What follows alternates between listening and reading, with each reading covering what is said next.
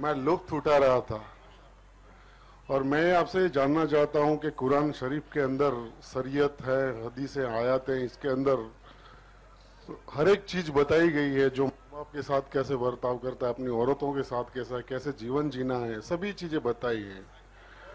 تو میں قرآن ہے کہ اس کا پیغام ہے کہ اس کا محمد صاحب پیغمبر ایک ہے، تو پھر اس کے اتنے فرقے کیوں ہے؟ بیٹھ جاؤ، اندر چلے جاؤ. ماشاءاللہ. دوسری بات، سوری، اس کے ساتھ میں ایک میرا ایک شبد ہے، ایک ساتھ میں ہی ایک پرشن یہ ہے، شانتی رکھیں. یہ اسلام میں بھائی صاحب ذرا خاموش رہیں گے.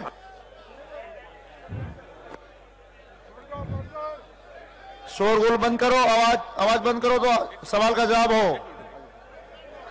دیکھیے اب تک ماشاءاللہ آپ نے اپنے عمل سے، آپ نے اپنے بیٹھنے سے 2 دن کے اندر آپ یہ ثابت کر رہے ہیں کہ اسلام امن اور شانتی کا مذہب ہے. شانتی اسی کو کہتے ہیں کہ جب آپ سے کہا جائے جس بات پر اس پر عمل کریں.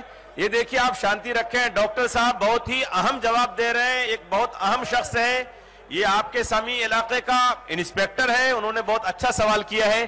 آپ لوگ سنیے، جواب بھی سنیں تاکہ آپ کو بھی فائدہ ہو اور آپ دوسروں تک ڈاکٹر صاحب کا جواب پہنچا سکیں. جی سوال پہ جی دوسرا سوال.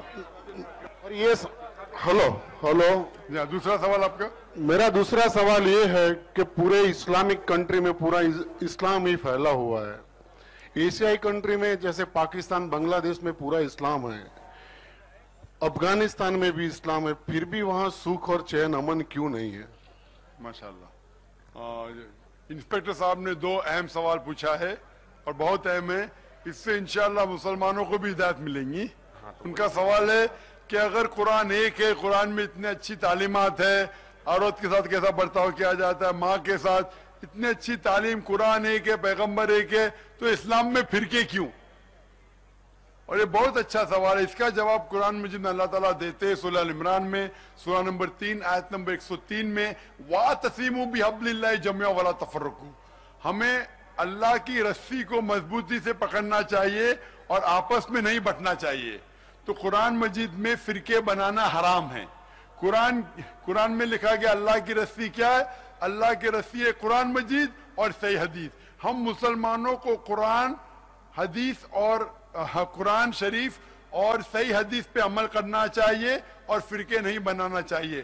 قرآن میں اللہ تعالیٰ فرماتے سورہ انعام میں سورہ نمبر 6 آیت نمبر 159 میں کہتے ہیں کہ اے رسول، اگر کوئی بھی اسلام میں فرقے بناتا ہے اسے تجھے کوئی لینا دینا جائے، اللہ سبحانہ و تعالیٰ اس کا حساب کتاب کریں گے. تو فرقے بنانا اسلام میں حرام ہے. اسلام میں فرقے بنانا حرام ہے. پھر بھی ہم دیکھتے ہیں کہ جب پوچھا جاتا کون ہے تو صحیح جواب ہے، اگر کوئی پوچھتا آپ کون ہے تو آپ کو جواب دینا چاہیے مسلم. ہم پہلے مسلم اور آخری مسلم. ہمیں صرف اللہ اور اللہ کی رسول کے بات کو ماننا چاہیے، قرآن مجید اور صحیح حدیث پہ عمل کرنا چاہیے. افسوس کی بات ہے مسلمانوں نے ہمارے دین کو فرقے میں بانٹ دیا ہے اور اسی فرقے کے وجہ سے آپ دیکھتے ہیں کہ آپس میں دشمنی ہوتی ہے. اسلام میں فرقے بنانا حرام ہے. اگر کوئی بھی پوچھتا ہے اب کیا ہے تو جواب صرف ایک ہونا چاہیے، مسلم، پہلا مسلم اور آخری مسلم. یہ فرقے بنانے کی وجہ سے آپس میں تناؤ پیدا ہوتا ہے اور عمل ہمیں صرف کرنا چاہیے جو چیز قرآن اور صحیح حدیث میں لکھا ہے. اور قرآن میں صاف لکھا گیا ہے سورہ نساء میں سورہ نمبر 4 آیت نمبر 59 میں، اطیعوا اللہ اطیعوا الرسول، کہ آپ اللہ کی بات مانو، اللہ کی رسول کی بات مانو. اور وہ لوگ جس کو اللہ نے اختیار دیا ہے، اولو العلم، اس کے پاس علم ہے، اللہ کی بات مانو، اللہ کے رسول کی بات مانو اور علماء کی بات مانو. لیکن یہ ختم نہیں ہوتا ہے. آگے یہ لکھا ہے اگر ان میں اختلاف ہے، علماء میں اختلاف ہے، تو پھر سے اللہ اور اللہ کے رسول پہ جاؤ. تو اگر کوئی شخص کچھ کہتا ہے جسے اختلاف ہے، علماء میں اختلاف ہے، تو پوچھو حوالہ قرآن اور حدیث کا. جو عالم قرآن اور صحیح حدیث کے مطابق جواب دیتا ہے اس کی بات مانو. کتنا بھی بڑا شیخ ہے، کتنا بھی بڑا عالم ہے، ہمیں اللہ اور اللہ کے رسول میں جو صحیح حدیث میں لکھا ہے اس پہ عمل کرنا چاہیے. اسلام کی بنیاد جب اللہ کے رسول نے فرمایا آپ کو کوئی چیز جاننے کا ہے تو قرآن میں دیکھیے, قرآن میں نہیں ملے گا تو میرے عمل میں دیکھیے, صحیح حدیث میں, اس میں نہیں ملے گا تو اس جنریشن میں دیکھیے, صحابہ میں نہیں ملتا ہے تو تابعین میں, ورنہ تبع تابعین میں. بس اللہ کے رسول, صحابہ, تابعین, تبع تابعین, اس کے یہ 5 کے علاوہ کوئی بھی عالم, کتنا بھی بڑا عالم ہے, اگر کوئی بھی جواب دیتا ہے اسلام میں, اگر قرآن اور حدیث کی روشنی میں صحیح ہے, یا ثابت ہوتا ہے اللہ یا اللہ کے رسول سے, یا صحابہ سے, یا تابعین سے, تبع تابعین سے, اس کے بعد کوئی بھی بڑا عالم میں یہ 5 چیزوں کے ذریعے ثبوت پیش کرتا ہے تو ہمیں عمل میں لانا چاہیے, ورنہ نہیں.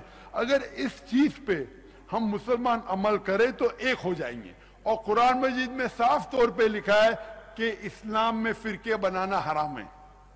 اور آپ کا دوسرا سوال کہ ہم دیکھتے ہیں پاکستان میں, ہم دیکھتے ہیں بنگلہ دیش میں, ہم دیکھتے ہیں افغانستان میں, سارا مسلم ملک ہے, پھر بھی ہم دیکھتے اتنے فساد ہو رہے, غلط کام ہو رہے ہیں.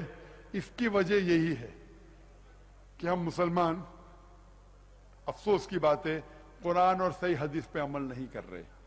وہ دور تھا 1400 سال پہلے جب مسلمان عروج پہ تھے, کیونکہ ہم مسلمان قرآن اور اللہ کے رسول کے صحیح حدیث کے قریب تھے. آج افسوس کی بات ہے کہ مسلمان قرآن اور صحیح حدیث سے دور ہے, اور اسی لیے آج مسلمان کی حالت یہ ہے.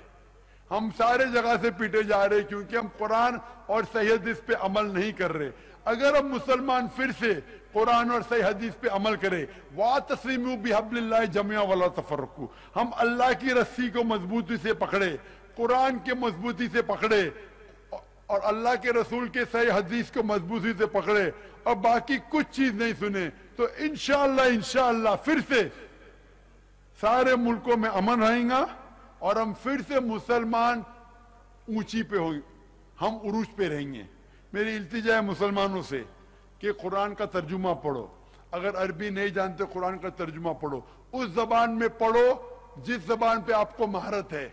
اردو میں مہارت ہے تو اردو میں پڑھیے, گجراتی میں تو گجراتی میں, انگلش میں تو انگلش میں. اگر قرآن کا ترجمہ پڑھیں گے تو انشاءاللہ آپ کو ڈائریکٹ پتہ چلیں گا.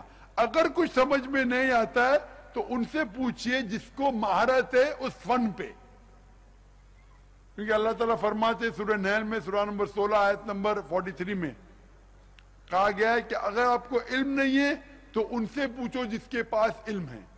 اگر اس کے اوپر عمل کریں گے تو انشاءاللہ پھر سے ہمیں صحیح دین پہ عمل کرنے کی ہدایت دے اللہ تعالیٰ, اور پھر سے مسلمان عروج پہ پہنچیں گے. ہوپ ڈان سے